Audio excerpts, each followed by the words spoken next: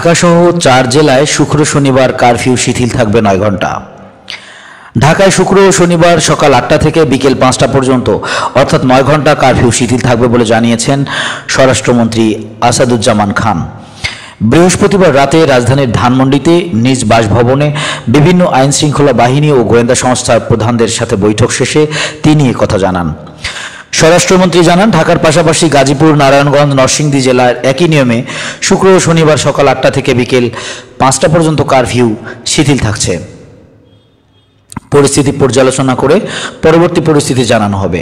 সাম্প্রতিক নাশকতায় জড়িতদের ধরতে আইনশৃঙ্খলা বাহিনীর চিরুনি অভিযান অব্যাহত আছে। এসব এলাকায় বিকেল 5টা থেকে আবার সান্ধ্য আইন বলবৎ হবে। দেশের অন্য জেলাগুলোর বিষয়ে সিদ্ধান্ত নেবে সংশ্লিষ্ট জেলা প্রশাসন।